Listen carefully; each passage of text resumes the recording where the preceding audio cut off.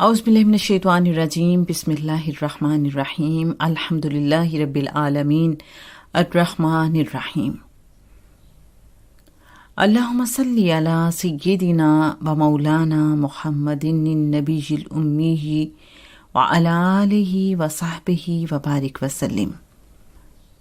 अस्सलाम वालेकुम मोहतरम ख़वातीन व हज़रात, गुज़श्ता ऑडियो में हमने आका सल्लल्लाहु अलैहि वसल्लम की मक्की ज़िंदगी की एक मुख्तसर झलक आपकी खिदमत में पेश की।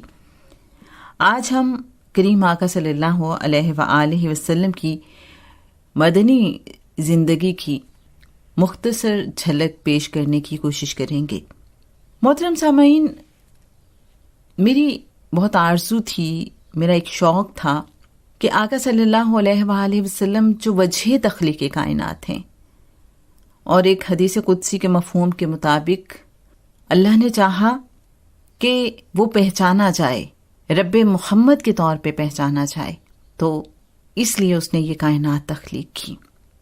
क्या ज़रूरी नहीं है कि हम सबको कम अज़ कम ये ज़रूर अंदाज़ा हो कि करीम आका सल्लल्लाहु अलैहि वसल्लम जो अल्लाह के हबीब भी हैं, महबूब भी हैं, और जिनके लिए अल्लाह ने कायनात तख्लीक़ की और इस कायनात की हर शय तख्लीक़ की, हमें तख्लीक़ किया, आका सल्लल्लाहु अलैहि वसल्लम वो कि जिनके ज़रिए हमने अल्लाह को पहचाना।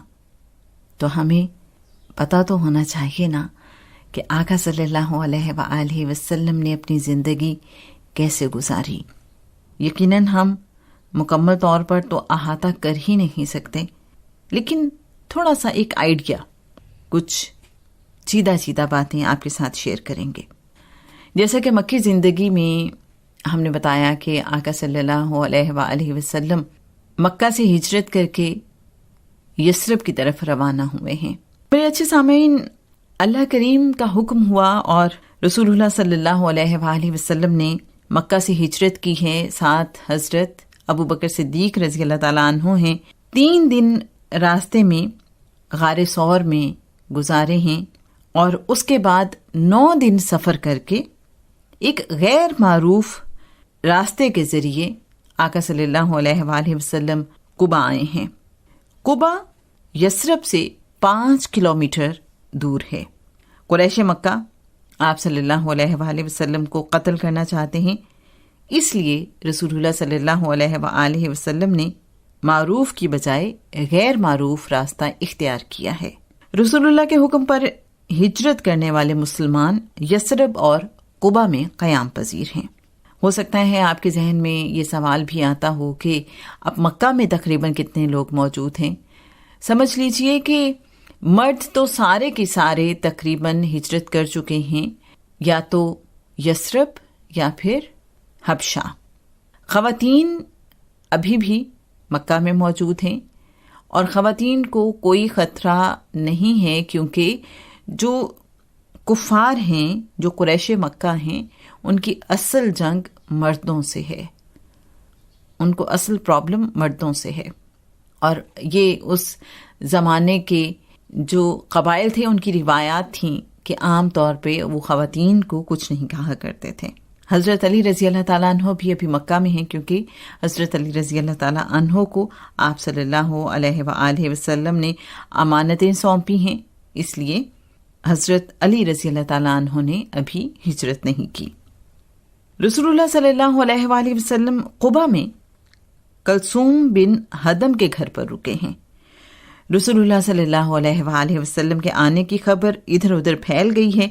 ये सुनकर बहुत से लोग रसूलुल्लाह से मिलने के लिए आ रहे हैं। उनमें यहूदी भी शामिल हैं, जो इल्हामी किताबों में बताई गई निशानियों के मुताबिक आखिरी नबी के इंतजार में यहाँ आबाद हुए। यहूदी रसूलुल्लाह के बारे में कितना जानते हैं, इसके मुतालिक अल्लाह करीम सूरह बकरा की आयत नंबर 146 में फरमाता है, वो मेरे रसूल मोहम्मद को यूं पहचानते हैं जैसे अपने बेटों को पहचानते हैं। रसूलुल्लाह सल्लल्लाहु अलैहि वसल्लम से मिलने आने वाले यहूदियों में इनके सबसे मुअज़्ज़ज़ आलिम हसीन बिन सलाम भी शामिल हैं। इन्होंने रसूलुल्लाह सल्लल्लाहु अलैहि वसल्लम को देखते ही कहा है, ये चेहरा किसी झूठे शख्स का नहीं हो सकता। حسین نے رسول اللہ صلی اللہ علیہ وآلہ وسلم سے کچھ سوال پوچھے ہیں جن کے جواب نبی صلی اللہ علیہ وآلہ وسلم کے علاوہ کسی اور کے پاس ہو ہی نہیں سکتے۔ رسول اللہ صلی اللہ علیہ وآلہ وسلم کے جواب سنتے ہی حسین 79 سال کی عمر میں رسول اللہ صلی اللہ علیہ وآلہ وسلم پر ایمان لے آئے ہیں۔ رسول اللہ صلی اللہ علیہ وآلہ وسلم نے ان کا نام بدل کر عبداللہ بن سلام رکھ دیا ہے۔ ان کے ایمان لانے پر جبرائیل اللہ کریم کی وحی لے کر آئے ہیں جو سورہ الاحقاف کی آیت نمبر 10 ہے۔ رسول اللہ صلی اللہ علیہ وآلہ وسلم نے عبداللہ بن سلام کے متعلق بتایا ہے، جنت میں داخل ہونے والا 10واں شخص عبداللہ بن سلام ہوگا۔ میرے اچھے سامعین، اس وقت یثرب میں عرب لوگوں کے 2 بڑے قبیلے ہیں۔ یاد رہے، عرب کے 2 بڑے قبیلے ہیں۔ ان قبیلوں کے نام بنی اوس اور بنی خزرج ہیں۔ یہ دونوں قبیلے ہر وقت آپس میں لڑتے رہتے ہیں، جس کا فائدہ یثرب میں رہنے والے یہودی اٹھاتے ہیں۔ اب آپ سوچ رہے ہوں گے کہ یثرب میں یہودیوں کے کتنے قبیلے آباد ہیں؟ تو جناب، یثرب میں 3 قبیلے یہودیوں کے آباد ہیں۔ ان کے نام اور پیشے کچھ یوں ہیں: بنی قریظہ، اور ان کا پیشہ یہ ہے کہ یہ چمڑے کی مصنوعات کا کام کرتے ہیں۔ قریظہ دراصل ایک درخت کا نام ہے جس کی چھال، چمڑا اور دوسری چیزیں رنگنے کے کام آتی ہیں۔ ایک اور قبیلہ ہے بنی نزیر۔ نزیر کے معنی ہیں تازہ پتے۔ اس قبیلے کا کام کھیتی باڑی کرنا ہے۔ تیسرا قبیلہ ہے بنی قینقا۔ قینقا کے معنی ہیں سونار۔ اس قبیلے کا کام سونے کے زیورات اور برتنوں سے متعلق ہے۔ یثرب میں رہنے والا یہ سب سے امیر قبیلہ ہے۔ یہودی یثرب میں آباد تو آخری نبی کے انتظار میں ہوئے، لیکن جب اللہ کا رسول ہجرت کرنے کے بعد یہاں آ گیا تو انہی یہودیوں نے آپ صلی اللہ علیہ وآلہ وسلم سے حسد کرنا شروع کر دیا ہے۔ ان کا سردار حیی بن اخطب اور اس کا چھوٹا بھائی ابو یاسر بن اخطب رسول اللہ صلی اللہ علیہ وآلہ وسلم کے قبا آنے کا سن کر ان سے ملنے آئے ہیں۔ انہوں نے رسول اللہ صلی اللہ علیہ وآلہ وسلم کو پہچان لیا کہ آپ صلی اللہ علیہ وآلہ وسلم ہی آخری نبی ہیں، لیکن ایمان نہیں لائے۔ دونوں بھائی اب آپس میں کیا باتیں کرتے ہیں ذرا ملاحظہ کیجئے۔ ابو یاسر کہتا ہے، کیا یہ وہی نبی ہیں؟ حیی بن اخطب: خدا کی قسم ہاں۔ ابو یاسر: پھر کیا ارادہ ہے؟ حیی بن اخطب کہتا ہے، دشمنی۔ خدا کی قسم جب تک زندہ رہوں گا اسے دشمنی کروں گا۔ یہودیوں کو حسد اس بات سے ہے کہ نبوت بنی اسحاق یعنی بنی اسرائیل سے نکل کر بنی اسماعیل میں آ گئی ہے۔ ہر دور میں ایسے لوگ میرے اچھے سامعین موجود تھے جو حق اور سچ کی تلاش میں رہے۔ ایسا ہی ایک شخص آگ کی عبادت کرنے والے گھرانے میں ایران میں پیدا ہوا۔ اس کا نام روزبہ خوشنودان ہے۔ یہ بڑی انٹرسٹنگ میرے اچھے سامعین بات ہے کہ یہ روزبہ خوشنودان اصل میں ہیں کون؟ آگے چل کے آپ کو بتاتے ہیں۔ روزبہ اپنی زندگی کا بہت بڑا حصہ دین حق کی تلاش میں ملکوں پھرتا رہا، یہاں تک کہ اسے غلام بنا لیا گیا۔ روزبہ زندگی کے 38 سال اور اپنی آزادی کی قیمت دے کر آخری نبی کی تلاش میں بالآخر یثرب پہنچ گیا۔ مسیحی راہبوں نے اسے آخری نبی کی 3 نشانیاں بتائی تھیں جو روزبہ کو رسول اللہ صلی اللہ علیہ وآلہ وسلم میں نظر آ گئیں۔ روزبہ کو عیسائی راہب نے وہ 3 نشانیاں آخری نبی کی کون سی بتائی تھیں؟ نمبر 1، آخری نبی صدقہ نہیں کھائے گا۔ نمبر 2، آخری نبی ہدیہ قبول کرے گا۔ نمبر 3، آخری نبی کے کندھوں کے درمیان مہر نبوت ہوگی۔ روزبہ نے آپ صلی اللہ علیہ وآلہ وسلم میں یہ تینوں نشانیاں دیکھیں تو وہ رسول اللہ صلی اللہ علیہ وآلہ وسلم پر ایمان لے آیا۔ تاریخ روزبہ خوشنودان کو سلمان فارسی کے نام سے جانتی ہے۔ رسول اللہ صلی اللہ علیہ وآلہ وسلم مکہ سے ہجرت کرتے ہوئے علی ابن ابی طالب کو اپنے بستر پر سونے کا حکم دے کر آئے تھے۔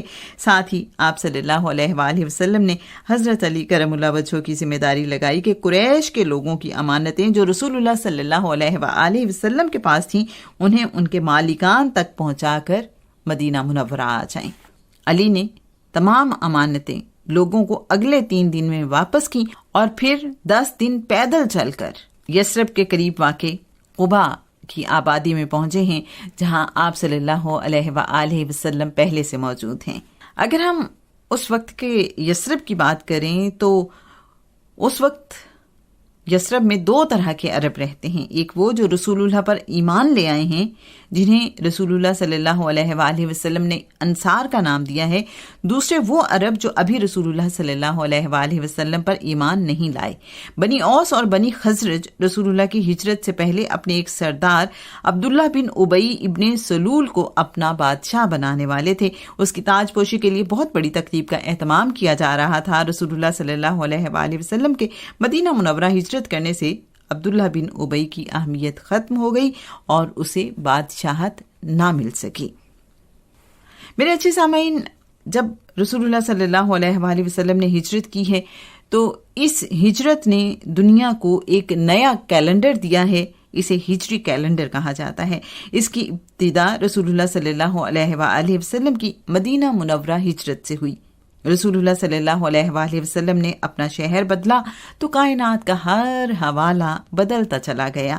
اس کے بعد نازل ہونے والی قرآن مجید کی صورتوں کو مدنی صورت کہا جائے گا۔ ہجرت سے پہلے نازل ہونے والی صورتیں مکی صورتیں کہلاتی ہیں۔ یہودیوں نے رسول اللہ صلی اللہ علیہ وآلہ وسلم کے ہجرت کرنے پر یہ بات پھیلا دی ہے کہ رسول اللہ صلی اللہ علیہ وآلہ وسلم پر ایمان لانے والوں کے گھر اولاد نہیں ہوگی۔ انہوں نے یہ بات اس لیے پھیلائی ہے کہ مدینہ منورہ کے رہنے والے لوگ رسول اللہ صلی اللہ علیہ وآلہ وسلم پر ایمان نہ لائیں۔ قبا میں قیام کے دوران رسول اللہ نے یہاں ایک مسجد کی بنیاد رکھی ہے۔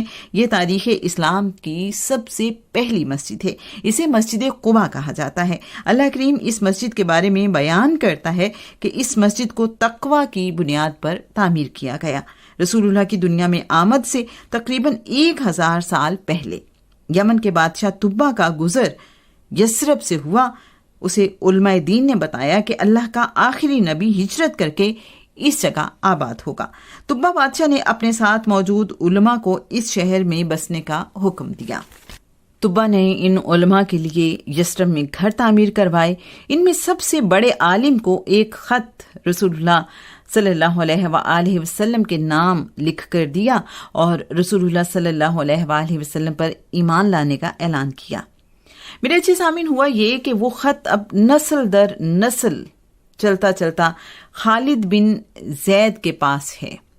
جب آقا صلی اللہ علیہ وآلہ وسلم نے مکہ سے یثرب ہجرت کی ہے تو وہ خط خالد بن زید کے پاس ہے۔ اب آپ کے ذہن میں آ رہا ہوگا کہ خالد بن زید اصل میں کون ہیں۔ آپ ان کے نام سے بہت اچھے طریقے سے واقف ہیں، آگے چل کر ہم بتائیں گے کہ ان کا اصل نام کیا ہے۔ خالد بن زید نے یہ فیصلہ کیا کہ خط مکہ میں آقا صلی اللہ علیہ وآلہ وسلم کو پہنچایا جائے۔ اب وہ نہیں جانتے تھے کہ آقا صلی اللہ علیہ وآلہ وسلم ہجرت کر کے مدینہ کی طرف روانہ ہو چکے ہیں۔ میرے اچھے سامعین، اللہ کی پلاننگ دیکھیے کہ حضرت خالد بن زید نے یہ خط ابو لہلہ کو دیا کہ جا کر آقا صلی اللہ علیہ وآلہ وسلم کو یہ پیش کر دے۔ رسول اللہ صلی اللہ علیہ وآلہ وسلم مکہ سے ہجرت کا سفر کرتے ہوئے راستے میں بنی سلیم کے ایک شخص کے پاس ٹھہرے ہیں۔ ادھر سے ابو لیلہ یثرب سے مکہ کے لیے روانہ ہو چکا ہے اور وہ بھی راستے میں مکہ جاتے ہوئے بنو سلیم کے اسی شخص کے پاس کہیں ٹھہرتا ہے۔ اسے دیکھتے ہی رسول اللہ صلی اللہ علیہ وآلہ وسلم پوچھتے ہیں، کیا تم ابو لیلہ ہو؟ وہ جواب دیتا ہے، جی ہاں۔ رسول اللہ صلی اللہ علیہ وآلہ وسلم فرماتے ہیں، تبا اول شاہ یمن کا خط تمہارے پاس ہے جو اس نے میرے نام لکھا تھا، وہ خط کہاں ہے؟ میرے اچھے سامعین، ابو لیلہ نہ تو مسلمان ہے اور نہ ہی رسول اللہ صلی اللہ علیہ وآلہ وسلم کو پہچانتا ہے۔ اس کی حیرت کی کوئی انتہا نہیں ہے۔ اس نے حیرانی سے پوچھا، آپ کون ہیں؟ کیا آپ جادوگر تو نہیں؟ رسول اللہ صلی اللہ علیہ وآلہ وسلم اسے بتا رہے ہیں، میں محمد بن عبداللہ بنی ہاشم سے ہوں، لاؤ وہ خط مجھے دے دو۔ ابو لیلہ نے اپنے سامان میں سے نکال کر خط رسول اللہ صلی اللہ علیہ وآلہ وسلم کے حوالے کر دیا ہے۔ تبا بادشاہ کے لکھنے کے 1000 سال بعد یہ خط رسول اللہ کو ملا ہے۔ ابو بکر نے وہ خط کھولا اور پڑھ کر سنایا ہے۔ اب آپ سوچ رہے ہوں گے کہ تبا بادشاہ نے اس خط میں کیا لکھا تھا۔ خط میں لکھا تھا، اللہ کے رسول صلی اللہ علیہ وآلہ وسلم، میں آپ پر اور اس کتاب پر ایمان لاتا ہوں جو اللہ تعالیٰ نے آپ پر نازل فرمائی ہے۔ آپ کے رب پر ایمان لاتا ہوں، جو احکام شریعت آپ اللہ کی طرف سے لے کر آئے ہیں ان پر مکمل یقین رکھتا ہوں۔ میں نے آپ کا دین قبول کیا، میں آپ کے حکم پر عمل کروں گا۔ اگر مجھے آپ کی زیارت نصیب ہو جائے تو یہ میری خوش بختی ہوگی۔ اگر میں خود آپ سے نہ مل سکوں تو قیامت کے دن میری شفاعت کیجیے گا، مجھے فراموش نہ کیجیے گا۔ میں آپ کے فرما بردار اور اطاعت گزار امتیوں میں سے ہوں جو آپ کی آمد سے پہلے آپ پر ایمان لائے ہیں۔ کیسی خوش بختی تھی میرے اچھے سامعین شاہ یمن کی کہ آقا صلی اللہ علیہ وآلہ وسلم کے اس دنیا میں تشریف لانے سے بھی پہلے وہ آقا صلی اللہ علیہ وآلہ وسلم پر ایمان لے آیا۔ بہرحال ہم واپس اسی منظر کی طرف آتے ہیں۔ خالد بن زید اسی گھر میں رہتے ہیں جو گھر طبہ بادشاہ نے مختلف علماء کے لیے تعمیر کروائے تھے۔ جیسا کہ ابھی ہم نے ذکر کیا کہ رسول اللہ صلی اللہ علیہ وآلہ وسلم قبا پہنچے۔ قبا میں آپ صلی اللہ علیہ وآلہ وسلم نے ایک مسجد تعمیر کی۔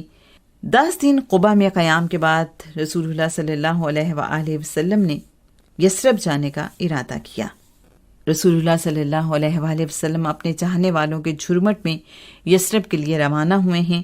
جب رسول اللہ صلی اللہ علیہ وآلہ وسلم یثرب میں داخل ہوئے تو بنی نجار کی بچیاں خوشی سے کہہ رہی ہیں طلع البدر علینا من ثنیات الوداع وجب الشکر علینا ما دعا للہ داع۔ یثرب میں رہنے والے ہر قبیلے کی یہ خواہش ہے کہ آپ صلی اللہ علیہ وآلہ وسلم ان کے پاس قیام کریں، لیکن رسول اللہ صلی اللہ علیہ وآلہ وسلم نے فرمایا کہ میری اونٹنی اللہ کے حکم سے جہاں رکے گی میں وہیں قیام کروں گا۔ اور اونٹنی رکتی ہے تو خالد بن زید کے گھر کے سامنے۔ رسول اللہ صلی اللہ علیہ وآلہ وسلم نے یثرب کا نام بدل کر مدینہ النبی، طیبہ اور طابہ رکھ دیا۔ آج کل ہم اسے مدینہ کہتے ہیں۔ مدینہ منورہ میں ملیریا بخار عام تھا۔ یہاں آنے والے اس بخار کی وجہ سے بیمار ہو جاتے۔ رسول اللہ صلی اللہ علیہ وآلہ وسلم نے دعا مانگی تو اس شہر سے بیماری ختم ہو گئی۔ مدینہ منورہ آنے کے بعد رسول اللہ صلی اللہ علیہ وآلہ وسلم کے لیے سب سے پہلا کھانا زید بن ثابت کی والدہ بنا کر لائی ہیں۔ یہ دودھ، گھی اور روٹی سے بنایا گیا کھانا ہے۔ اسے عرب میں سرید کہا جاتا ہے۔ مدینہ منورہ میں لوگ زمین پر سونے کے عادی ہیں۔ اسد بن زرارہ رسول اللہ صلی اللہ علیہ وآلہ وسلم کے لیے 4 پائی لے کر آئے ہیں۔ رسول اللہ صلی اللہ علیہ وآلہ وسلم خالد بن زید کے گھر کی نچلی منزل پر رہتے ہیں۔ ایک دن اوپر والی منزل پر پانی کا گھڑا ٹوٹ گیا ہے کہ سردیوں کا موسم ہے۔ اس ڈر سے کہ پانی رسول اللہ صلی اللہ علیہ وآلہ وسلم تک نہ جائے، کہیں آپ صلی اللہ علیہ وآلہ وسلم کے لیے زمین گیلی نہ ہو جائے، خالد بن زید نے لحاف پانی پر پھینک دیا ہے کہ روئی پانی کو جذب کر لے۔ یوں پانی رسول اللہ صلی اللہ علیہ وآلہ وسلم تک تو نہیں پہنچا، لیکن لحاف گیلا ہو گیا ہے۔ سردیوں کی اس رات میں خالد بن زید ساری رات گیلے لحاف میں سوتے رہے، کیونکہ ان کے پاس کوئی دوسرا لحاف نہیں ہے۔ اور میرا خیال ہے کہ اب آپ کو بتا دیا جائے کہ خالد بن زید وہی ہیں جن کو تاریخ حضرت ابو ایوب انصاری کے نام سے جانتی ہے۔ مدینہ منورہ آ کر رسول اللہ صلی اللہ علیہ وآلہ وسلم نے مسجد کی ضرورت محسوس کی ہے۔ اس مقصد کے لیے وہ جگہ پسند کی گئی ہے جہاں رسول اللہ صلی اللہ علیہ وآلہ وسلم کی اونٹنی آ کر رکی تھی۔ اب آپ یہ دیکھیے کہ ہم اگر امیجن کرنا چاہیں کہ مسجد نبوی کہاں پر ہے، تو جہاں آپ صلی اللہ علیہ وآلہ وسلم کی اونٹنی آ کر رکی تھی اس جگہ پہ مسجد نبوی اس زمانے میں تعمیر کی گئی۔ یہ جگہ 2 یتیم بچوں کی ملکیت ہے۔ ان بچوں نے مسجد کے لیے زمین مفت دینے کی پیشکش کی ہے، جسے رسول اللہ صلی اللہ علیہ وآلہ وسلم نے قبول نہیں کیا۔ رسول اللہ صلی اللہ علیہ وآلہ وسلم نے انہیں منہ مانگی قیمت سے زیادہ رقم دی ہے۔ اس زمین کی قیمت ابو بکر ابن ابو قحافہ رضی اللہ تعالی عنہ نے ادا کی ہے۔ ابتدا میں مسجد نبوی کا کل رقبہ 50 مرلے یعنی 2.5 کنال ہے۔ مہاجرین کی بڑی تعداد مدینہ منورہ آنے سے یہاں رہائش کا مسئلہ ہے۔ رسول اللہ صلی اللہ علیہ وآلہ وسلم نے اس کا بہترین حل پیش کیا ہے۔ رسول اللہ صلی اللہ علیہ وآلہ وسلم نے ہر مہاجر کو ایک انصاری کا بھائی بنا دیا ہے۔ علی ابن ابی طالب آنکھوں میں آنسو لیے رسول اللہ صلی اللہ علیہ وآلہ وسلم کے پاس آئے ہیں کہ انہیں کسی انصاری کا بھائی نہیں بنایا گیا۔ رسول اللہ صلی اللہ علیہ وآلہ وسلم نے کہا ہے، علی تم دنیا اور آخرت میں میرے بھائی ہو۔ عبد الرحمن بن عوف کو سعد بن ربی انصاری کا بھائی بنایا گیا ہے۔ سعد نے عبد الرحمن بن عوف سے کہا ہے، میری آدھی جائیداد آپ کی ہوئی، میری 2 بیویاں ہیں، میں ان میں سے ایک کو طلاق دے دیتا ہوں اور آپ کی اس سے شادی کرا دیتا ہوں۔ عبد الرحمن بن عوف نے کہا ہے، اللہ کریم آپ کو آپ کے گھر والوں میں آباد رکھے، آپ مجھے بازار کا راستہ بتا دیجئے۔ عبد الرحمن بن عوف نے بہت ہی کم سرمائے سے بازار میں خرید و فروخت کی اور شام تک اپنے لیے کھانے پینے کا سامان خریدنے میں کامیاب ہو گئے۔ اس کے بعد ان کا یہی معمول رہا۔ عبد الرحمن بن عوف بہت جلد بڑے پیمانے پر تجارت کرنے لگ گئے۔ باقی مہاجرین بھی اپنے لیے روزگار کمانے کے اسباب کرتے رہے۔ مہاجروں کی مہارت دیکھ کر ایک انصاری نے کہا، تم لوگ تو صحرا کی ریت کو سونے میں بدل سکتے ہو۔ میرے اچھے سامعین، مسجد نبوی کی تعمیر میں 7 مہینے لگے ہیں۔ مسجد کے ساتھ ہی رسول اللہ کے لیے حجرہ بھی تعمیر کیا گیا ہے۔ رسول اللہ صلی اللہ علیہ وآلہ وسلم 7 مہینے خالد بن زید کے گھر رہے۔ جی ہاں، حضرت ابو ایوب انصاری کے گھر۔ ام المومنین سیدہ سودا بنت زمعہ اور رسول اللہ صلی اللہ علیہ وآلہ وسلم کی بیٹیاں اب مدینہ منورہ آ گئی ہیں۔ ہجرت کر کے مدینہ منورہ آنے والے مہاجرین کے گھروں پر مکہ میں سرداروں نے قبضہ کر لیا ہے۔ ابو سفیان نے عبداللہ بن جہش کے خاندان کے گھروں اور موتب بن ابو لہب نے رسول اللہ کے گھر پر قبضہ کر لیا ہے۔ یاد رہے، ابو لہب کا گھر مکہ میں رسول اللہ صلی اللہ علیہ وآلہ وسلم کے گھر کے بالکل ساتھ تھا۔ قریشی مکہ رسول اللہ صلی اللہ علیہ وآلہ وسلم اور دوسرے مسلمانوں کے مدینہ منورہ ہجرت کر جانے کو اپنی ناکامی سمجھ رہے ہیں۔ ابو سفیان نے باری باری 3 خط مدینہ منورہ میں رہنے والے انصار، رسول اللہ صلی اللہ علیہ وآلہ وسلم پر ایمان نہ رکھنے والے عرب اور یہودیوں کو لکھے ہیں۔ ان خطوں میں رسول اللہ صلی اللہ علیہ وآلہ وسلم اور آپ کے ساتھیوں کو مدینہ منورہ سے نکال دینے کو کہا ہے۔ دوسری صورت میں مدینہ منورہ پر حملہ کر دیا جائے گا اور مسلمانوں کے ساتھ ساتھ مدینہ منورہ میں رہنے والے دوسرے لوگوں کا بھی قتل عام کیا جائے گا۔ یہ دھمکی دی ہے ابو سفیان نے اپنے خطوط میں۔ اس صورتحال میں رسول اللہ صلی اللہ علیہ وآلہ وسلم نے بھی مدینہ منورہ اور ارد گرد کے قبیلوں سے دوستی کے معاہدے کیے ہیں۔ رسول اللہ صلی اللہ علیہ وآلہ وسلم نے اس سلسلے میں یہودیوں سے بھی دفاعی معاہدہ کیا ہے۔ اس معاہدے میں یہ طے پایا ہے کہ رسول اللہ کا فیصلہ ہر معاملے میں حتمی ہوگا۔ اگر کسی کی دیت دینا پڑے تو دونوں قومیں مل کر ادا کریں گی۔ رسول اللہ صلی اللہ علیہ وآلہ وسلم مسجد نبوی میں جب خطبہ دیتے ہیں تو کھجور کے ایک خشک تنے کا سہارا لے کر کھڑے ہوتے۔ رسول اللہ صلی اللہ علیہ وآلہ وسلم کے لیے لکڑی کا ایک ممبر تیار کروایا گیا۔ رسول اللہ صلی اللہ علیہ وآلہ وسلم نے ممبر پر کھڑے ہو کر خطبہ دینا شروع کیا تو کھجور کا خشک تنا ایسے رویا جیسے اونٹنی اپنا بچہ گم ہونے پر روتی ہے۔ رسول اللہ صلی اللہ علیہ وآلہ وسلم نے اس خشک تنے کو اپنی باہوں میں لیا تو وہ خاموش ہوا۔ رسول اللہ صلی اللہ علیہ وآلہ وسلم کے حکم پر اس خشک تنے کو دفن کر دیا گیا۔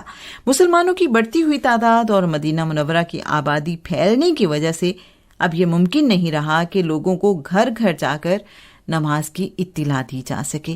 اب نماز کے لیے لوگوں کو کیسے بلایا جائے؟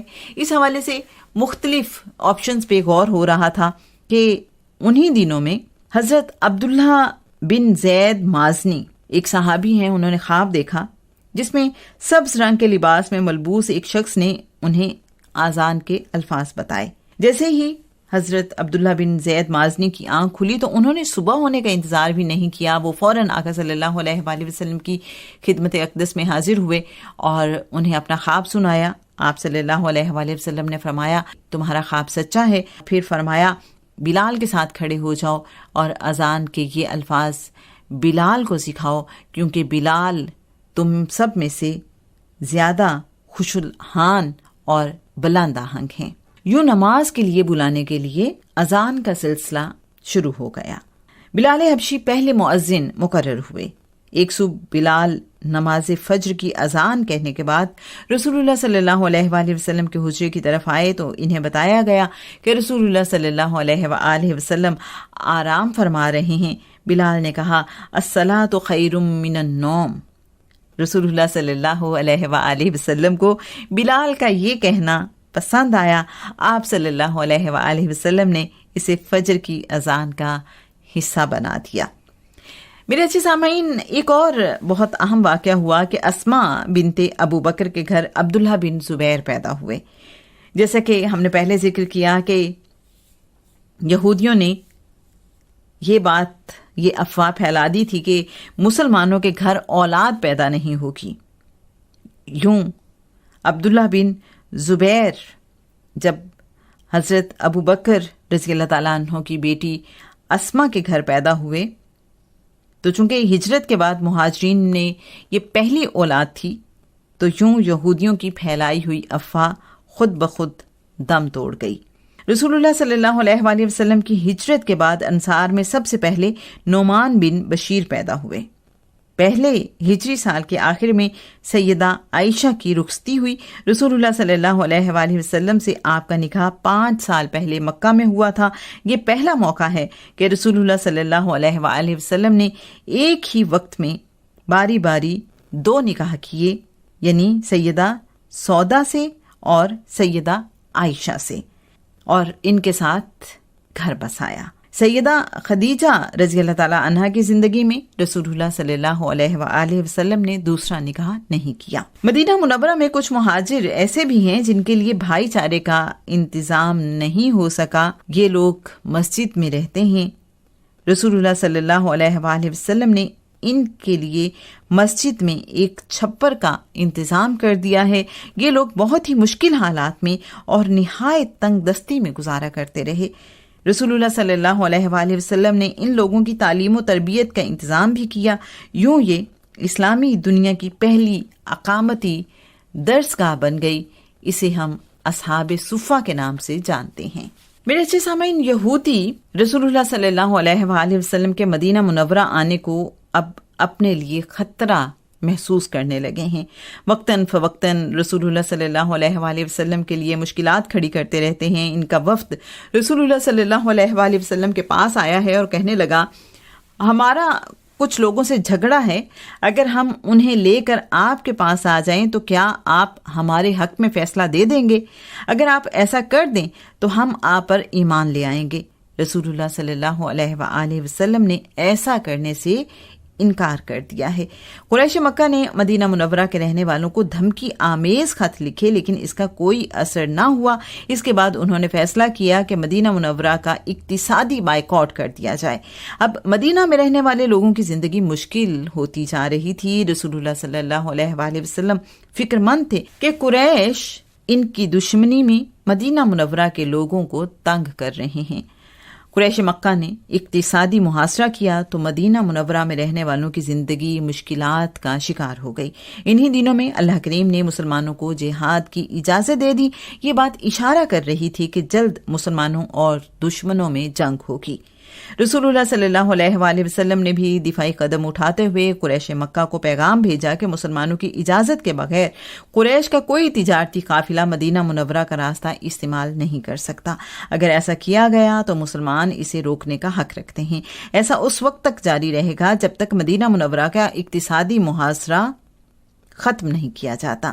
یہ پابندی صرف قریش کے قافلوں کے لیے ہے۔ کسی بھی دوسری قوم کے قافلوں کو مدینہ منورہ کا راستہ استعمال کرنے کی مکمل آزادی تھی۔ اس بات نے قریش کے لیے بھی مشکل کھڑی کر دی ہے۔ اب انہیں تجارت کے لیے لمبا اور مشکل راستہ اختیار کرنا پڑتا تھا، جس وجہ سے وقت زیادہ لگتا، اخراجات بڑھ گئے اور منافع کم ہو گیا۔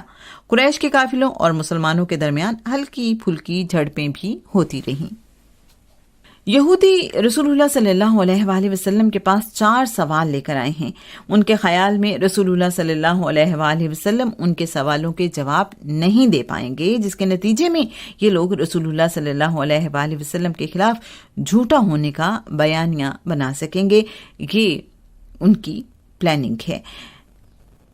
یہودیوں نے رسول اللہ صلی اللہ علیہ وآلہ وسلم سے وعدہ کیا کہ ان سوالوں کے درست جواب دینے کی صورت میں یہودی آپ صلی اللہ علیہ وآلہ وسلم پر ایمان لے آئیں گے۔ سوال یہ تھے، نمبر 1، کچھ بچے شکل و صورت میں ماں اور کچھ باپ پر ہوتے ہیں، ایسا کیوں ہے؟ اگلا سوال تھا، آپ ہمیں اپنی نیند کے بارے میں بتائیں، وہ کیسی ہے؟ یہودی اس سوال سے رسول اللہ صلی اللہ علیہ وآلہ وسلم کا نبی ہونا یا نہ ہونا جانچنا چاہتے تھے۔ نمبر 3، ہمیں بتائیں کہ بنی اسرائیل نے کون سی حلال چیز اپنے اوپر حرام کر لی تھی اور ایسا کیوں کیا؟ نمبر 4، روح الامین کے متعلق ہمیں بتائیں، آپ پر وحی لے کر کون سا فرشتہ نازل ہوتا ہے؟ میرے اچھے سامعین، رسول اللہ صلی اللہ علیہ وآلہ وسلم نے تمام سوالوں کے جواب درست دیے، تو ان میں سے بڑی اکثریت پھر بھی ایمان نہیں لائی۔ ان یہودیوں میں سے چند لوگ ہی بس ایمان لائے۔ میرے اچھے سامعین، رسول اللہ صلی اللہ علیہ وآلہ وسلم جب تک مکہ میں رہے، آپ بیت اللہ میں نماز یوں ادا کیا کرتے تھے کہ آپ صلی اللہ علیہ وآلہ وسلم کا منہ بیت اللہ کی طرف ہوتا اور عین بیت المقدس بھی اسی سمت میں ہوتا۔ مدینہ منورہ بیت المقدس اور مکہ کے درمیان واقع ہے۔ یہ بہت سمجھنے والی بات ہے۔ مدینہ منورہ میں رہتے ہوئے آپ صلی اللہ علیہ وآلہ وسلم اللہ کے حکم کے مطابق بیت المقدس یعنی شمال کی طرف منہ کر کے نماز ادا کرتے ہیں، جبکہ بیت اللہ آپ صلی اللہ علیہ وآلہ وسلم کی پشت یعنی جنوب کی جانب ہوتا تھا۔ رسول اللہ صلی اللہ علیہ وآلہ وسلم کی شدید خواہش تھی کہ اللہ کریم بیت اللہ کو قبلہ مقرر کر دے، اس لیے آپ بار بار چہرہ آسمان کی طرف اٹھا کر بھی دیکھا کرتے تھے۔ ہجرت کے 16 مہینے بعد 15 رجب کو رسول اللہ صلی اللہ علیہ وآلہ وسلم بنی سلمہ کی مسجد میں ظہر کی نماز کی امامت کر رہے تھے کہ جبرائیل علیہ السلام اللہ کا حکم لے کر حاضر ہوئے، آپ پھیر لیجئے اپنا چہرہ بیت اللہ کی طرف۔ آپ کے رب نے آپ کی خواہش پر بیت اللہ کو قبلہ مقرر کر دیا ہے۔ جب یہ وحی نازل ہوئی، اس وقت تک رسول اللہ صلی اللہ علیہ وآلہ وسلم نماز ظہر کی 2 رکعت ادا کر چکے تھے۔ آپ صلی اللہ علیہ وآلہ وسلم نے نماز کے دوران ہی اپنا رخ بیت اللہ یعنی جنوب کی طرف موڑ لیا۔ رسول اللہ صلی اللہ علیہ وآلہ وسلم کی اقتداء میں نماز ادا کرنے والوں نے جب یہ دیکھا تو چل کر صفیں پھر سے رسول اللہ صلی اللہ علیہ وآلہ وسلم کے پیچھے باندھ لیں اور نماز مکمل کی۔ یوں یہ نماز بیت المقدس کی طرف منہ کر کے ادا کرنا شروع کی گئی اور بیت اللہ کی طرف منہ کر کے مکمل کی گئی۔ بنی سلمہ کی مسجد کو تاریخ مسجد قبلتین یعنی 2 قبلوں والی مسجد کے نام سے جانتی ہے۔ میرے اچھے سامعین، 2 ہجری کی اگر ہم مزید بات کرتے ہیں تو اس میں جو واقعات ہوئے وہ کچھ یوں ہیں کہ رسول اللہ صلی اللہ علیہ وآلہ وسلم نے قریش کی سازشوں کو ناکام بنانے کے لیے جاسوسی کا نظام تشکیل دیا ہے۔ اس نظام کے تحت مکہ اور اس کے ارد گرد کی معلومات جمع کی جاتی اور رسول اللہ صلی اللہ علیہ وآلہ وسلم تک پہنچائی جاتی۔ ان اطلاعات کی بنیاد پر رسول اللہ صلی اللہ علیہ وآلہ وسلم مطلوبہ قدم اٹھاتے۔ رسول اللہ صلی اللہ علیہ وآلہ وسلم نے عبداللہ بن جاش کی قیادت میں 11 لوگوں کو ایک مہم پر بھیجا، انہیں ایک خط لکھ کر دیا اور کہا اس خط کو 2 دن بعد کھولنا۔ اس خط میں رسول اللہ صلی اللہ علیہ وآلہ وسلم نے اپنے مجاہدوں کو مکہ کی طرف جانے کی ہدایت دی۔ آپ صلی اللہ علیہ وآلہ وسلم نے انہیں کہا کہ قریش کے قافلے کے بارے میں اطلاع بھیجنا۔ عبداللہ بن جاش اور ان کے ساتھی قریش کے تجارتی قافلے کے پاس پہنچے تو اس دن رجب کی آخری تاریخ تھی۔ رجب حرام مہینوں میں سے ایک مہینہ ہے۔ عبداللہ بن جاش اور ان کے ساتھیوں نے غور و فکر کے بعد اس قافلے پر حملہ کر دیا، جس میں عمر بن حضرمی مارا گیا۔ یہ لوگ مال غنیمت اور قیدیوں کے ساتھ رسول اللہ صلی اللہ علیہ وآلہ وسلم کے پاس مدینہ منورہ پہنچے تو رسول اللہ صلی اللہ علیہ وآلہ وسلم نے ان سے ناراضگی کا اظہار کیا۔ یہ واقعہ بعد میں مسلمانوں اور قریش کی پہلی جنگ کی ایک وجہ بنا۔ میرے اچھے سامعین، جیسے کہ پہلے ذکر ہو چکا کہ قریش نے مدینہ منورہ کا اقتصادی محاصرہ کر کے مدینہ منورہ کے مسلمانوں کی زندگی مشکل بنا رکھی تھی۔ جب قریش نے مدینہ منورہ کا اقتصادی بائیکاٹ کیا تھا تو آپ صلی اللہ علیہ وآلہ وسلم نے ان سے کہا تھا کہ اگر تم ایسا کرو گے تو ہم تمہارے تجارتی قافلوں کو مدینہ کے پاس سے نہیں گزرنے دیں گے۔ اب ہوتا کچھ یوں ہے کہ 2 ہجری میں مکہ کا ایک بہت بڑا تجارتی قافلہ ابو سفیان کی قیادت میں شام کے تجارتی سفر پر جاتا ہے۔ رسول اللہ صلی اللہ علیہ وآلہ وسلم کے علم میں اس قافلے کی واپسی کی جب اطلاع آئی تو آپ صلی اللہ علیہ وآلہ وسلم نے 313 مجاہدین کو لے کر اس قافلے کو روکنے کا ارادہ کیا۔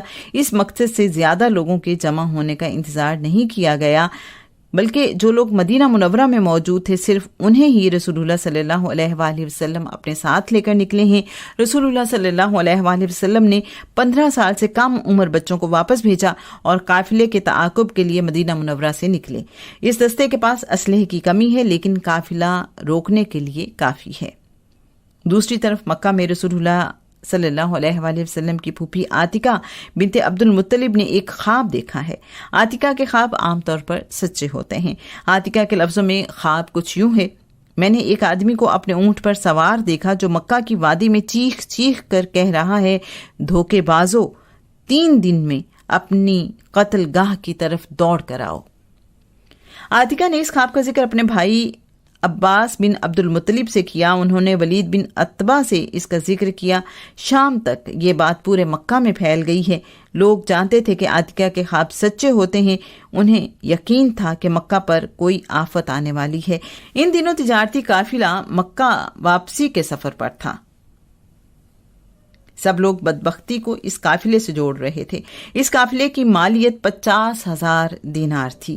یہ مالیت 265 کلو گرام سونے کے برابر ہے۔ 2022 عیسوی میں اگر ہم اس کی کیلکولیشن کریں تو وہ بنتی ہے 6.5 ارب روپے تقریباً۔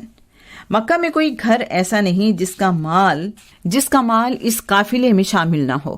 ابو سفیان کو رسول اللہ صلی اللہ علیہ وآلہ وسلم کے مدینہ منورہ سے تجارتی قافلہ روکنے کی غرض سے نکلنے کی خبر ملی تو اس نے زمزم بن عمر غفاری کو 20 مسقال سونا اجرت دے کر مکہ میں قریش کو اطلاع دینے اور مدد کو نکلنے کے لیے بھیجا ہے۔ 2022 عیسوی کے اعتبار سے یہ رقم 10 لاکھ روپے بنتی ہے۔ زمزم مکہ میں داخل ہوا تو اس نے اپنے کپڑے پھاڑ لیے، اپنے سر پر خاک ڈالی، اونٹنی پر رکھا جانے والا کجاوا الٹا کر لیا، اونٹنی کی ناک اور کان چیر ڈالے۔ مکہ میں اعلان کرنے کے ماہر لوگ موجود ہیں کہ لوگ بری خبر کی صورت میں اپنے کپڑے اتار کر اعلان کرتے ہیں۔ اس طرح دیکھنے والوں کو فوری طور پر اندازہ ہو جاتا ہے کہ خبر بہت بری ہے۔ زمزم کے مکہ آنے پر یہاں کے لوگوں پر وحشت اور بڑھ گئی ہے۔ اسے دیکھ کر اعلان کرنے والوں نے بھی اپنے لباس اتار دیے۔ مکہ میں ایسی صورتحال تھی جیسے مسلمانوں نے نہ صرف تجارتی قافلہ لوٹ لیا بلکہ اس قافلے کے تمام لوگوں کو قتل بھی کر دیا ہو۔ مکہ کے سرداروں نے فیصلہ کیا کہ مسلمانوں پر فوری طور پر حملہ کر دیا جائے اور اپنے تجارتی قافلوں کو بھی بچا کر لایا جائے۔ قریش ابو جہل کی قیادت میں جنگ کے لیے مکمل طور پر تیار اسلحے سمیت مکہ سے اسی مقصد سے نکلے۔ اس جنگ کے لیے 950 فوجی، 700 اونٹ، 100 گھوڑے اور 2,50,000 دینار نقد جمع ہو گئے۔ 2022 عیسوی کے حساب سے اس کی کیلکولیشن اگر ہم کرتے ہیں تو یہ بنتی ہے 16.5 ارب روپے۔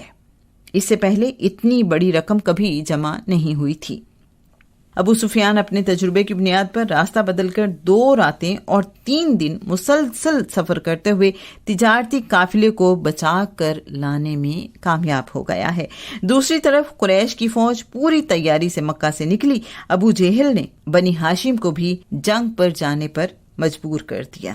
جنگ پر جانے سے پہلے رسول اللہ صلی اللہ علیہ وآلہ وسلم کے چچا عباس بن عبد المطلب نے اپنی بیوی سے کہا، میں نے کچھ رقم گھر میں زمین میں دبا دی ہے، اگر میں جنگ سے واپس آ جاؤں تو میں خود دیکھ لوں گا، اگر میں جنگ میں مارا جاؤں تو یہ رقم فضل، قسیم اور عبداللہ کے کام آئے گی۔ میرے اچھے سامعین، قریش کی فوج ابھی مکہ سے کچھ دور ہی گئی تھی کہ ابو سفیان کے قافلہ بچا کر مسلمانوں کی پہنچ سے دور جانے کی خبر انہیں مل گئی۔ قریش کے کچھ سرداروں نے مکہ واپس جانے کا مشورہ دیا، لیکن ابو جہل کی ضد تھی کہ ہم بدر کی وادی تک جائیں گے، لوگ ہماری فوج اور تیاری دیکھیں گے تو ان پر ہماری دھاک بیٹھ جائے گی۔ رسول اللہ صلی اللہ علیہ وآلہ وسلم کے علم میں بھی یہ بات آ گئی کہ ابو سفیان تجارتی قافلہ بچا کر لے جانے میں کامیاب ہو گیا ہے اور قریش کی فوج بدر کا رخ کر رہی ہے۔ رسول اللہ صلی اللہ علیہ وآلہ وسلم نے بدلے ہوئے حالات میں اپنے ساتھیوں سے مشورہ کیا۔ مہاجر تو اپنا سب کچھ لٹا کر رسول اللہ صلی اللہ علیہ وآلہ وسلم کی خاطر مدینہ منورہ آباد ہوئے۔ رسول اللہ صلی اللہ علیہ وآلہ وسلم انصار کی رائے جاننا چاہتے تھے۔ انصار کی طرف سے سعد بن عبادہ نے رسول اللہ صلی اللہ علیہ وآلہ وسلم سے کہا، اللہ کے رسول، اگر آپ سمندر میں تشریف لے جائیں تو ہم آپ کے پیچھے سمندر میں چھلانگ لگا دیں گے، آپ ہمیں اپنے آگے پیچھے دائیں بائیں لڑتا دیکھیں گے۔ میرے اچھے سامعین، قریش بدر کی وادی میں مسلمانوں سے پہلے پہنچ گئے۔ انہوں نے بدر کے میدان میں مٹی والی جگہ پر پڑاؤ ڈالا۔ میدان بدر میں بہتر جگہ یہی تھی، یعنی مٹی والی جگہ۔ یہاں پہنچ کر قریش کی لونڈیاں ان کے لیے ناچ گانے کا اہتمام کرتی رہیں۔ روزانہ 10 اونٹ اس فوج کے کھانے کے لیے ذبح کیے جاتے رہے۔ رسول اللہ صلی اللہ علیہ وآلہ وسلم اپنے ساتھیوں کو لے کر بدر پہنچے تو ان کے لیے ریتلی زمین والا علاقہ ہی بچا۔ مسلمان فوج نے اسی ریتلی زمین پر پڑاؤ ڈالا۔ 16 رمضان المبارک کو دونوں فوجیں آمنے سامنے ہوئیں، لیکن لڑائی نہیں ہوئی۔ قریش مسلمانوں کی تعداد اور اسلحہ دیکھ کر مذاق اڑا رہے تھے۔ وہ کہہ رہے تھے کہ ٹوٹا پھوٹا لشکر ہم سے مقابلہ کرے گا۔ کوئی کہہ رہا تھا، انہیں قتل کرنے کی ضرورت نہیں، انہیں قیدی بنا کر مکہ لے جاتے ہیں، یوں ہمیں غلام بھی مل جائیں گے اور یہ دین بھی مٹ جائے گا۔ رسول اللہ صلی اللہ علیہ وآلہ وسلم تو مدینہ منورہ سے تجارتی قافلہ روکنے کے لیے نکلے تھے، نہ کہ جنگ کرنے کے لیے۔ اگر آپ صلی اللہ علیہ وآلہ وسلم جنگ کے لیے مدینہ منورہ سے نکلے ہوتے تو فوج کی تیاری اس سے مختلف ہوتی۔ رسول اللہ صلی اللہ علیہ وآلہ وسلم نے اپنی فوج کو سمجھایا، تم میں سے کوئی ذاتی بہادری دکھانے کے لیے لڑائی نہیں کرے گا، ہم اللہ کے دین کی سربلندی کے لیے نکلے ہیں، تم میں سے کوئی لڑائی کرنے کے لیے اپنی صف میں سے باہر نہ نکلے۔ رسول اللہ صلی اللہ علیہ وآلہ وسلم نے میدان بدر میں جگہوں کی نشاندہی کی کہ صبح یہاں کون کون سا قریشی سردار قتل ہوگا۔ رسول اللہ صلی اللہ علیہ وآلہ وسلم نے حکم دیا کہ پہرے داروں کے سوا تمام لوگ رات میں سو جائیں تاکہ اگلی صبح تازہ دم ہو کر لڑیں۔ رسول اللہ صلی اللہ علیہ وآلہ وسلم ساری رات اللہ کے حضور حاضر رہے اور اللہ کریم سے رو رو کر کہتے رہے، یا اللہ، اگر یہ مٹھی بھر جان نثار مارے گئے تو قیامت تک تیرا نام لیوا کوئی نہ ہوگا۔ اور آپ صلی اللہ علیہ وآلہ وسلم ہچکیوں سے رو رہے تھے اور اس قدر رو رہے تھے کہ جو کندھے پہ چادر تھی وہ نیچے گر گئی۔ اور حضرت ابوبکر صدیق رضی اللہ تعالیٰ عنہ آتے ہیں آپ صلی اللہ علیہ وآلہ وسلم کے پاس اور کہتے ہیں، یا رسول اللہ صلی اللہ علیہ وآلہ وسلم، اللہ ضرور آپ کو سرخرو کرے گا۔ میرے محترم سامعین، پھر ہوتا کچھ یوں ہے کہ 17 رمضان المبارک کی صبح دونوں فوجیں جنگ کے لیے تیار کھڑی ہوئیں۔ عرب کے دستور کے مطابق قریش کے 3 سواروں نے میدان کے درمیان آ کر مقابلہ کرنے کی دعوت دی۔ یہ قریشی سردار عتبہ بن ربیعہ، شیبہ بن ربیعہ اور ولید بن عتبہ ہیں۔ رسول اللہ صلی اللہ علیہ وآلہ وسلم نے ان کا مقابلہ کرنے کے لیے 3 انصاری نوجوان بھیجے۔ قریش نے ان سے لڑنے سے انکار کرتے ہوئے کہا، ہم انہیں نہیں پہچانتے، ہم ان سے نہیں لڑیں گے، ہم قریش کے سردار ہیں، ہمارے مقابلے میں برابر کے لوگ بھیجو۔ رسول اللہ صلی اللہ علیہ وآلہ وسلم نے اپنے چچا زاد عبیدہ بن حارث، علی ابن ابی طالب اور چچا حمزہ بن عبد المطلب کو مقابلے کے لیے بھیجا ہے۔ حضرت حمزہ رضی اللہ تعالیٰ عنہ اور حضرت علی رضی اللہ تعالیٰ عنہ نے فوراً ہی اپنے مخالف دشمنوں کو قتل کر دیا۔ عبیدہ بن حارث اس لڑائی میں زخمی ہوئے۔ دستور کے مطابق حمزہ اور علی نے عتبہ بن ربیعہ کو بھی قتل کر دیا۔ یہ مقابلہ اصل میں 3 قریشیوں کا 3 مہاجر مسلمانوں سے تھا، جس میں مسلمان کامیاب رہے۔ قریش کے فوجیوں کو اپنی آنکھوں پر یقین نہیں آیا، یہ کیسے ہو سکتا ہے کہ ہمارے بہادر فوجی چند لمحوں میں مارے جائیں۔ ابو جہل نے اپنی فوج کو مسلمانوں پر حملہ کرنے کا اشارہ کیا۔ اس زمانے کی جنگ میں فوجیوں کی تعداد بہت اہمیت رکھتی تھی۔ تعداد اگر برابر نہ ہو تو کامیابی کا تصور بھی نہیں کیا جا سکتا۔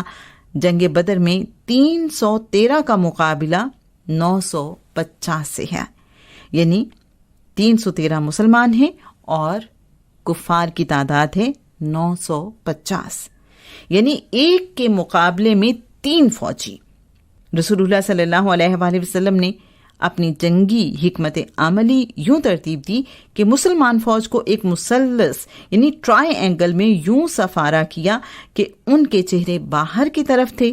میرے اچھے سامعین، یہ قریش کے لیے ایک مشکل صورتحال تھی، اور حیرت کی بات ہے کہ یہ جو ٹرائی اینگل والا آئیڈیا ہے یہ عرب میں معروف نہیں تھا، اسے کوئی واقف نہیں تھا، لیکن رسول اللہ صلی اللہ علیہ وآلہ وسلم نے یہ ایک کامیاب انداز اپنایا۔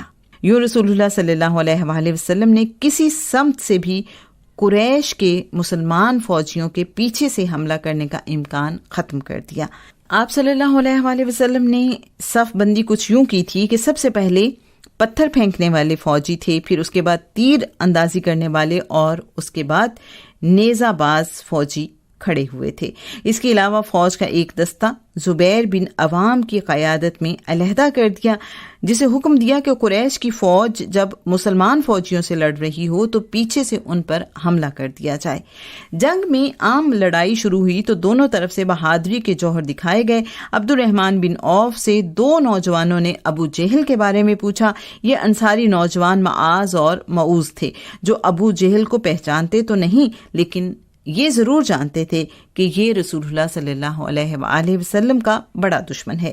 عبد الرحمن بن عوف کے بتانے پر یہ دونوں بجلی کی تیزی سے ابو جہل پر حملہ آور ہوئے اور اسے زخموں سے گھائل کر دیا۔ اپنے خیال میں انہوں نے ابو جہل کو قتل کر دیا، لیکن ابو جہل ابھی زخمی ہوا تھا۔ ابو جہل کا زخمی ہو کر گرنا قریش کی فوج کا حوصلہ توڑ گیا۔ رسول اللہ صلی اللہ علیہ وآلہ وسلم نے علی ابن ابی طالب سے 1 مٹھی خاک دینے کو کہا۔ رسول اللہ صلی اللہ علیہ وآلہ وسلم نے یہ مٹھی خاک قریش کی طرف پھینکتے ہوئے کہا، چہرے بگڑ جائیں، یا اللہ ان کے قدموں پر لرزہ طاری ہو جائے اور دلوں پر رعب چھا جائے۔ مٹھی بھر خاک پھینکنے کے اس انداز کو اللہ کریم قرآن مجید میں یوں بیان فرماتا ہے، میرے پیارے رسول، جو ذرات خاک آپ نے پھینکے وہ آپ نے نہیں، آپ کے رب نے پھینکے ہیں۔ اس کے ساتھ ہی قریش کی فوج کے قدم اکھڑ گئے۔ وہ اپنے ساتھیوں کی لاشیں اور زخمیوں کو چھوڑ کر میدان سے بھاگنے لگے۔ مسلمان ان کے پیچھے جا کر انہیں قیدی بناتے رہے۔ اللہ کریم نے اپنے رسول اور ان پر جان نثار کرنے والے مٹھی بھر لوگوں کو کامیابی دی۔ اس جنگ میں قریش کے 70 فوجی مارے گئے اور 70 قیدی بنا لیے گئے۔ جنگ ختم ہونے کے بعد عبداللہ بن مسعود میدان جنگ میں زخمیوں کو تلاش کر رہے تھے کہ انہیں ابو جہل نظر آیا، جو ابھی زندہ تھا۔ ابو جہل عبداللہ بن مسعود پر مکہ میں ظلم کیا کرتا تھا۔ وہ عبداللہ کے بال پکڑ کر ان کے منہ پر تھپڑ مارا کرتا تھا۔ عبداللہ ابو جہل کے سینے پر چڑھ کر بیٹھ گئے۔ ابو جہل نے کہا، فتح کس کی ہوئی؟ عبداللہ کہنے لگے، اللہ اور اللہ کے رسول کی۔ ابو جہل نے کہا، اپنے نبی کو میرا پیغام دینا کہ میں نے زندگی بھر اس کی مخالفت کی، اب مرتے وقت بھی میری دشمنی ویسے ہی قائم ہے۔ کیا ایسا نہیں ہو سکتا کہ تمہارے بجائے کوئی سردار مجھے قتل کر دے؟ میں نہیں چاہتا کہ ایک کسان عبداللہ بن مسعود کے ہاتھوں قتل ہو جاؤں۔ عبداللہ بن مسعود نے ابو جہل کی تلوار سے ہی اس کا سر قلم کر دیا۔ امیہ بن خلف اور اس کا بیٹا علی میدان جنگ سے بھاگ رہے تھے کہ بلال حبشی اور دوسرے مسلمانوں نے انہیں گھیر لیا۔ امیہ مکہ میں غلاموں پر ظلم کرنے میں سب سے آگے تھا۔ یہی سردار بلال حبشی کے گلے میں رسی باندھ کر سڑکوں پر گھسیٹتا تھا۔ یہی بلال کو ننگے بدن کے ساتھ مکہ کی تپتی ریت پر بھوکا پیاسا لٹاتا اور سینے پر پتھر رکھ دیتا تھا۔ بلال اور ان کے ساتھیوں نے امیہ بن خلف اور اس کے بیٹے کا کام تمام کر دیا۔ جنگ کے 3 دن بعد رسول اللہ صلی اللہ علیہ وآلہ وسلم نے مدینہ منورہ واپس جانے کا حکم دیا۔ میدان بدر سے جانے سے پہلے رسول اللہ صلی اللہ علیہ وآلہ وسلم نے قریشی سرداروں کے جسم دفن کرنے کا حکم دیا۔ ایسا عرب کی تاریخ میں پہلے کبھی نہیں ہوا تھا۔ عرب میں دشمن فوجیوں کے جسم کے ٹکڑے فخریہ کاٹ لیے جاتے اور باقی جسم کو گلنے سڑنے اور نشان عبرت بنانے کے لیے چھوڑ دیا جاتا تھا۔ عمر بن خطاب رضی اللہ تعالیٰ عنہ بتاتے ہیں کہ میں نے میدان بدر میں قریشی سرداروں کو عین اس جگہ قتل ہوتے دیکھا جہاں رسول اللہ صلی اللہ علیہ وآلہ وسلم نے 1 دن پہلے ہی ان کے قتل ہونے کی نشاندہی کر دی تھی۔ قریش کے 24 سرداروں کو ایک گڑھے میں ڈال دیا گیا۔ رسول اللہ صلی اللہ علیہ وآلہ وسلم کنویں کے پاس آ کر کہہ رہے تھے، فلاں بن فلاں، فلاں بن فلاں، کیا تم نے اپنے رب کے وعدے کو سچا پایا؟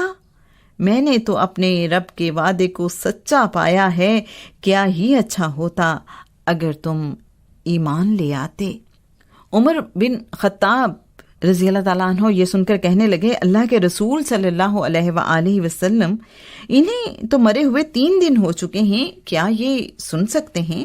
رسول اللہ صلی اللہ علیہ وآلہ وسلم نے فرمایا، ہاں یہ سن سکتے ہیں لیکن جواب نہیں دے سکتے۔ رسول اللہ صلی اللہ علیہ وآلہ وسلم نے اپنے ساتھیوں سے مشورہ کیا کہ قریش کے قیدیوں کے ساتھ کیا سلوک کیا جائے۔ کسی نے کہا انہیں قتل کر دیا جائے، کسی کے خیال میں انہیں غلاموں کی منڈی میں بیچ دینا چاہیے، کسی کا خیال تھا آگ جلا کر انہیں جلتی آگ میں پھینک دیا جائے۔ ایک رائے یہ آئی انہیں فدیہ لے کر آزاد کر دیا جائے، شاید ان میں سے کچھ لوگ آنے والے دنوں میں ایمان لے آئیں۔ رسول اللہ صلی اللہ علیہ وآلہ وسلم نے فیصلہ کیا کہ ایسے قیدی جو پڑھنا لکھنا جانتے تھے ان کا فدیہ 10 مسلمان بچوں کو پڑھنا لکھنا سکھانا تھا۔ جب وہ 10 بچوں کو پڑھنا لکھنا سکھا دیں تو وہ آزاد ہوں گے۔ دوسرے قیدیوں سے 1000 درہم سے لے کر 4000 درہم تک فدیہ لے کر انہیں رہا کر دیا گیا۔ عباس بن عبد المطلب نے رسول اللہ سے کہا، پیارے بھتیجے، آج کل میرے حالات اچھے نہیں ہیں، مجھے فدیہ لیے بغیر رہا کر دو۔ میرے اچھے سامعین، آپ جانتے ہیں رسول اللہ صلی اللہ علیہ وآلہ وسلم نے کیا جواب دیا؟ رسول اللہ صلی اللہ علیہ وآلہ وسلم نے ان سے پوچھا، چچا اس دولت کے بارے میں کیا خیال ہے جو آپ اپنے گھر میں مٹی میں دبا کر آئے ہیں؟ آپ نے چچی سے کہا ہے کہ میں زندہ واپس آ جاؤں تو خود دیکھ لوں گا، اور اگر مارا گیا تو یہ رقم بچوں کے کام آ جائے گی۔ عباس حیرت سے دیکھ رہے تھے کہ جو بات انہوں نے مکہ میں اپنے گھر اپنی بیوی سے کہی، رسول اللہ صلی اللہ علیہ وآلہ وسلم وہ بات مدینہ منورہ میں بیٹھے سن رہے تھے۔ عباس کو رہائی 4000 درہم ادا کرنے پر ملی۔ اس جنگ میں مسلمانوں کے 14 لوگ شہید ہوئے، جن میں سے 6 مہاجر اور 8 انصار ہیں۔ مدینہ منورہ واپسی پر رسول اللہ صلی اللہ علیہ وآلہ وسلم نے زید بن حارثہ اور عبداللہ بن رواحہ کو باقی لوگوں سے پہلے بھیج دیا۔ آپ صلی اللہ علیہ وآلہ وسلم چاہتے تھے کہ مدینہ منورہ میں اس کامیابی کی خبر پہلے پہنچ جائے۔ مدینہ منورہ میں کسی کو بھی زید بن حارثہ اور عبداللہ بن رواحہ کی باتوں پر یقین نہیں آیا۔ ان سب کے خیال میں قریش کو جنگ ہرانا ممکن نہیں۔ رسول اللہ صلی اللہ علیہ وآلہ وسلم جنگ بدر سے مدینہ منورہ واپس پہنچے تو سیدہ رقیہ بنت محمد کو دفن کیا جا رہا تھا۔ رسول اللہ صلی اللہ علیہ وآلہ وسلم اور سیدہ فاطمہ بنت محمد ان کی قبر پر بیٹھے روتے رہے۔ عثمان بن عفان کو رسول اللہ صلی اللہ علیہ وآلہ وسلم نے سیدہ رقیہ بنت محمد کی بیماری کی وجہ سے جنگ بدر میں شرکت کی اجازت نہیں دی تھی۔ دوسری طرف مکہ میں بے چینی تھی کہ جنگ کا نتیجہ کیا ہوا۔ وہ لوگ بار بار مکہ سے باہر نکلتے، بدر سے آنے والے راستوں پر جاتے اور لوگوں سے قریش کے بارے میں پوچھتے۔ جنگ سے واپس آنے والے پہلے شخص کا نام حیثمان بن عبداللہ تھا۔ اسے آتے دیکھ کر لوگ اس کے انتظار میں جمع ہو گئے۔ ہیسمان سے پوچھا لڑائی کا نتیجہ کیا نکلا؟ ہیسمان نے کہا عتبہ بن ربیعہ، شیبہ بن ربیعہ، ولید بن عتبہ، ابو الحکم، عاص بن حشام، امیہ بن خلف، عقبہ ابن ابو معیط، زما بن اسود، نبیہ بن حجاج، منبہ بن حجاج، ابو البختری، سعید بن عاص، عبیدہ بن سعید بن عاص، حنظلہ ابن ابو سفیان سمیت بہت سارے سردار مارے گئے ہیں۔ میں نے ابو یزید، سہیل بن عمر، عباس بن عبد المطلب اور عمر ابن ابو سفیان کو رسیوں میں جکڑے ہوئے دیکھا ہے۔ سننے والوں کو اپنے کانوں پر یقین نہیں آیا۔ وہ سمجھ رہے تھے کہ ہیسمان پاگل ہو گیا ہے۔ ابو سفیان بن حارث کے مکہ آنے پر اس کے چچا ابو لہب نے اس سے پوچھا تو جواب تھا خدا کی قسم ہمارا مقابلہ ایک ایسی قوم سے تھا کہ ہم اپنی گردنیں اور کندھے ان کے حوالے کرتے رہے، وہ ہمیں جیسے چاہتے تھے قتل کرتے رہے اور قیدی بناتے رہے۔ میرے اچھے سامعین، امیہ بن خلف کے بیٹے صفوان بن امیہ نے عمیر بن وہب کے ساتھ مل کر منصوبہ بنایا کہ رسول اللہ صلی اللہ علیہ وآلہ وسلم کو مدینہ منورہ میں قتل کر دیا جائے۔ بیت اللہ کے حصے حتیم میں بیٹھے دونوں اپنے معاملات طے کرتے رہے۔ عمیر سب کچھ طے کرنے کے بعد مدینہ منورہ آ گیا۔ اسے رسول اللہ صلی اللہ علیہ وآلہ وسلم کو قتل کرنے کے لیے مناسب موقع کی تلاش تھی۔ ایک دن اسے یہ موقع مل گیا۔ اس سے پہلے کہ وہ رسول اللہ صلی اللہ علیہ وآلہ وسلم پر حملہ کرتا، آپ صلی اللہ علیہ وآلہ وسلم نے پوچھا عمیر کیسے آئے ہو؟ عمیر کہنے لگا اپنے بیٹے کو مسلمانوں کی قید سے چھڑانے آیا ہوں جو بدر کے قیدیوں میں موجود ہے۔ رسول اللہ صلی اللہ علیہ وآلہ وسلم نے کہا وہ کیا معاملہ تھا جو تم اور صفوان حتیم میں بیٹھے میرے قتل کی منصوبہ بندی کر رہے تھے؟ تم اسی غرض سے مدینہ منورہ آئے ہو نا؟ عمیر کے تو پاؤں تلے سے زمین نکل گئی۔ وہ اس بات سے حیران تھا کہ رسول اللہ صلی اللہ علیہ وآلہ وسلم یہ سب کیسے جانتے ہیں، جبکہ اس بارے میں تو صفوان اور اس کے علاوہ کوئی جانتا ہی نہ تھا۔ مکہ میں صفوان اچھی خبر کے انتظار میں تھا۔ وہ جانتا تھا کہ عمیر بن وہب بہت بہادر اور اپنے ارادے کا پکا ہے۔ صفوان ہر آنے جانے والے سے پوچھتا تھا کیا یثرب میں کوئی بڑا واقعہ ہوا ہے؟ صفوان مکہ والوں سے کہتا تھا جلد تم اتنی اچھی خبر سنو گے کہ تمہیں بدر کا غم بھول جائے گا۔ میرے محترم سامعین، بدر سے واپس آنے کے بعد مکہ میں بدر میں مارے جانے والوں کا ماتم کرنے سے روک دیا گیا۔ ان کا خیال تھا کہ یہ مسلمانوں کو ہماری کمزوری نظر آئے گی۔ دوسرا یہ کہ رونے سے لوگوں کا دل ہلکا ہو جائے گا تو انتقام کا جذبہ ٹھنڈا پڑ جائے گا۔ اسی طرح بدر کی جنگ کی وجہ بننے والے قافلے کے سامان کو بھی اسی طرح محفوظ جگہ پر رکھ دیا گیا۔ ان کا خیال تھا کہ قافلے کا سامان اس وقت بیچنا اور اس سے منافع کمانا لوگوں کے زخموں پر نمک ڈالنے کے مترادف ہوگا۔